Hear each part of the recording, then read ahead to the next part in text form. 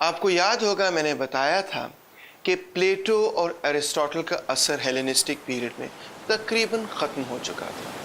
मगर अब 3rd century BC में प्लेटो का असर दोबारा से नज़र आना शुरू होता है। प्लेटो की सोच और ईस्टर्न मिस्टिसिज्म, ख़ास तौर पे पर्शिया से जो ईस्टर्न मिस्टिसिज्म आ रहा था, वो जब एक दूसरे के साथ सिंथेसाइज हो, एक दूसरे के साथ जुड़े, तो उसके नतीजे में एक नया फ़लसफ़ा पैदा हुआ जिसको हम नियो प्लेटनिज़म कहते हैं। इस फ़लसफ़े को प्लोटाइनस ने लिखा और ये नुक्ता नज़र जो है इसको न्यू प्लेटनिज़म इसलिए कहा जाता है क्योंकि इसमें प्लेटो और ईस्टर्न सोच को मिलाया गया है। प्लोटाइनस की पैदाइश हुई 204 AD में और वफ़ात हुई 270 AD में, और ये वो दौर है कि जब ग्रीस से अब हम रोम के दौर के अंदर शामिल हो रहे हैं। तो हम देखते हैं कि न्यू प्लेटनिज़म क्या है और क्या नहीं। न्यू प्लेटनिज़म का बुनियादी असूल ये था कि तमाम कायनात जो है उसकी बुनियाद पर सिर्फ़ और सिर्फ एक चीज़ है, और उस एक चीज़ का नाम प्लोटाइनस ने दिया द वन। अब ये जो वन है ये ना तो कोई मादी चीज़ है ना कोई तसव्वुराती चीज़ है, बल्कि मादे और तसव्वुर दोनों को मिलाकर एक चीज़ है, हर तरफ और कहीं पर भी नहीं। और इसी वन से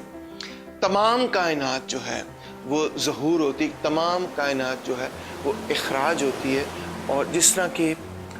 सूरज से सूरज की किरणें जो हैं वो इखराज करती हैं और दुनिया के अंदर रोशनी फैलाती चली जाती, इसी तरह द वन से तमाम कायनात के अंदर जो चीज़ें वो इखराज करके बनती हैं।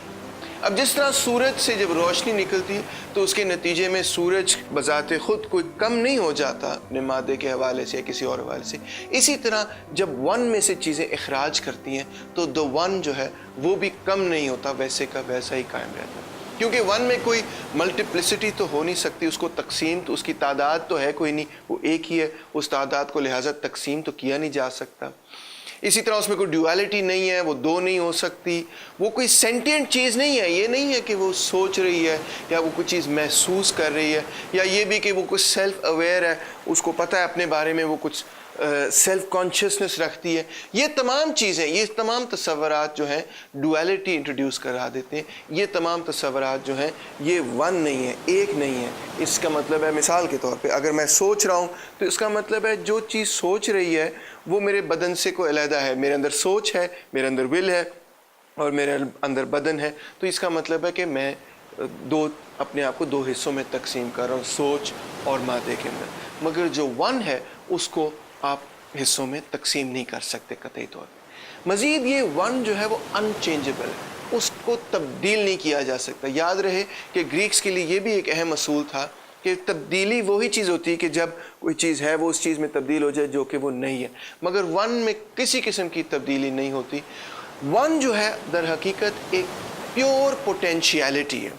यानी कि एक इम्कानी कुव्वत है। वो चीज़ है कि जिसमें से तमाम चीज़ें पैदा होती हैं, यानी कि वो इस दुनिया की बुनियाद है। It is the source of the world, मगर वो खुद ना तो मादा है ना तसव्वुर है, मादे और तसव्वुर दोनों चीज़ों को मिला कर है। अब हम आते हैं इस तसव्वुर की तरफ, ज़हूर की तरफ, इखराज की तरफ, कि किस तरह से वन में से चीज़ें जो हैं वो ज़हूर होती हैं, वो इखराज करती हैं। मैंने आपको मिसाल दी सूरज की, ये मिसाल जो है प्लोटाइनस ने खुद दी। प्लोटाइनस ये कहता है कि वन में से जो पहली एमिनेशन होती है, जो पहली चीज़ अखराज करती है, उसको वो नाम देता है स्पिरिट। हम तो उसको रूह ही कहेंगे, रूह स्पिरिट होती है, स्पिरिट रूह होती है, मगर जो पहली रूह निकलती है तो उसके हवाले से प्लोटाइनस ये कहता है कि वो द वन का अक्स है, वो रोशनी है कि जिसमें वन अपने आप को पहचान सकता है, वन अपने आप को देख सकता है। और दूसरी सेकंड एमिनेशन में द सोल निकलती है, जिसका तर्जमा फिर से हम रूह के हवाले से ही करते हैं। और सोल क्या है? सोल को तो आप पहचानते हैं, इंसान की रूह को आप पहचानते हैं।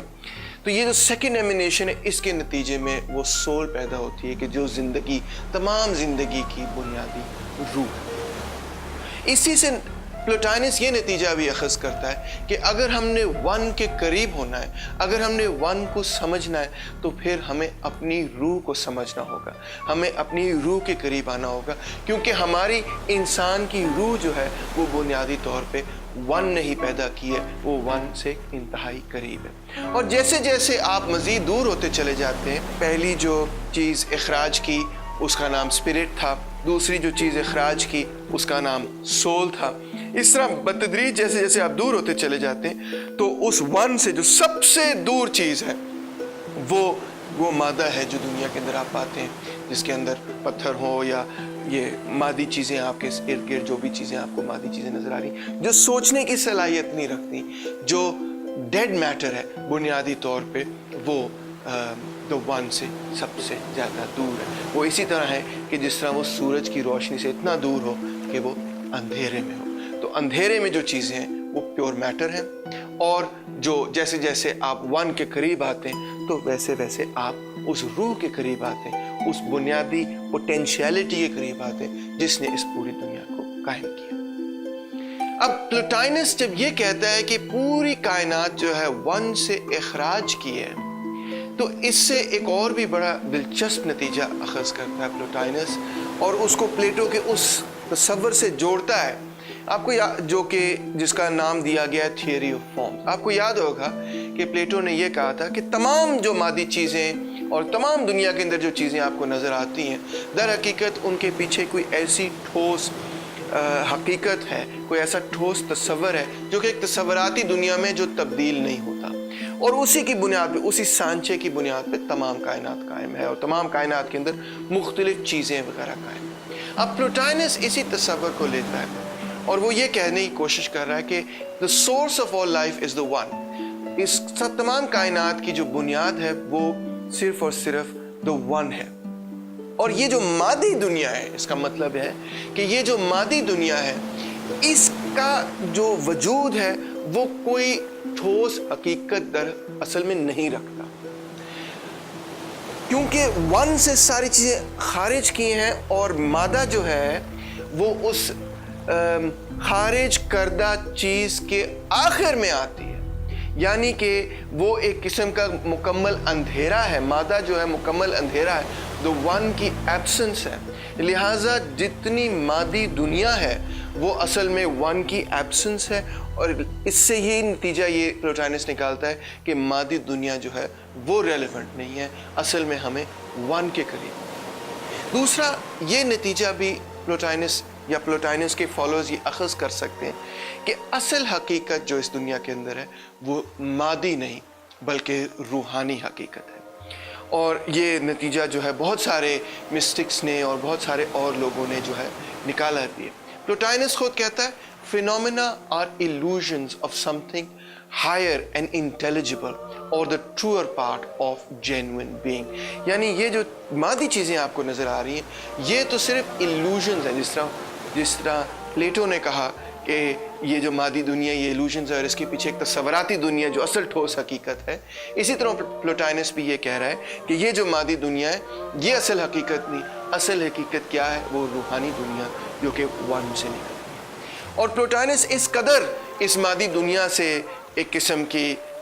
اس کے حوالے سے ایک قسم کا اس کا ڈسٹرسٹ تھا، اس پہ کوئی اعتماد نہیں رکھتا تھا، اس پہ کوئی وہ سمجھتا تھا کہ یہ اصل میں لگتی محسوس ایسے ہوتی کہ یہ ٹھوس دنیا ہے، مگر اصل ٹھوس دنیا جو ہے وہ تو روحانی ہے۔ اس قدر وہ اس پہ ڈسٹرسٹ رکھتا تھا کہ وہ یہ کہتا تھا کہ یہ آپ کا بدن جو ہے وہ بھی کیونکہ مادے سے بنا ہوا ہے وہ بھی کوئی حقیقت نہیں رکھتا، وہ بھی کوئی اہمیت نہیں رکھتا۔ جب کسی ایک پینٹر نے کہا کہ میں آپ کی تصویر بنانا چاہتا ہوں تو پلوٹائنس نے کہا اس کی کوئی ضرورت نہیں، کیونکہ یہ جسم جو ہے یہ تو کوئی ٹھوس چیز ہے۔ اب آپ نے اگر مسٹسزم کے بارے میں، ایون صوفیزم کے بارے میں، کرسچن مسٹسزم، پرشین مسٹسزم کے بارے میں کچھ پڑھا ہو تو آپ کو فوری طور پہ یہ بات کھٹکے گی کہ یہ پلوٹائنس کی سوچ جو ہے مسٹسزم سے کتنی قریب اور کتنی مکمل طور پہ جڑی ہوئی ہے۔ خوشی جو ہے، انسانی خوشی جو ہے وہ اس مادی اور جسمانی دنیا سے نہیں جڑی ہوئی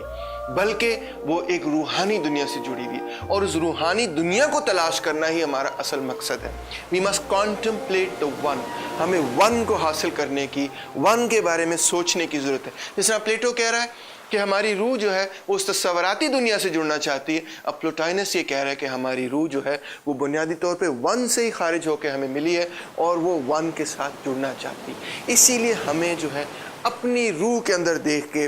اس بنیادی چیز کے ساتھ جڑنے کی ضرورت ہے جس نے اس پوری کائنات کو قائم کیا۔ اب یہ اصول اگر آپ تھوڑا سا اس میں یہ، کیونکہ یہ تو گریک فلسفی اور پلوٹائنس کے حوالے سے، اگر آپ the one کو خدا کہیں تو اس کا مطلب ہے کہ آپ نے جو ہم جس طرح سے ہم مسٹسزم کو جانتے ہیں، تو اس کا مطلب ہے کہ آپ بڑے آرام سے مسٹسزم کا فلسفہ پلوٹائنس میں تقریباً مکمل پا سکتے ہیں۔ پلوٹائنس یہ کہتا تھا کہ اس نے جب عبادت کی تو تقریباً 4 دفعہ اس نے یہ محسوس کیا کہ وہ the one کے ساتھ مکمل طور پہ جڑ گیا ہے۔ پلوٹائنس کا اثر کرسچن اور اسلامک تھاٹ پہ اور خاص طور پہ مسٹسزم پہ انڈر ایسٹیمیٹ نہیں کیا جا سکتا۔ اس نے نہ صرف ایمپرر جولین کو انفلوئنس کیا، الیگزینڈریا میں ہائپیشیا کو انفلوئنس کیا، سینٹ اگسٹن کو انفلوئنس کیا، پرشین فلاسفرز کو انفلوئنس کیا، مثال کے طور پہ محمد النصافی کو انفلوئنس کیا، ابو یعقوب سجستانی کو انفلوئنس کیا۔ انفیکٹ یہ کہنا غلط نہیں ہوگا کہ 11ویں صدی میں جو فاطمید ایمپائر تھا، فاطمید خلافت تھی، اس نے ایک طرح نیو پلیٹنزم کو اپنی اسٹیٹ ایڈیالوجی بنا لی، تھوڑا سا تبدیل کر کے کہ the one کو اگر آپ خدا کہہ دیں تو اس کے نتیجے میں آپ کے پاس کیا نتیجہ، آپ کے پاس کیا فلسفہ آتا ہے؟ صوفی مسٹیکل۔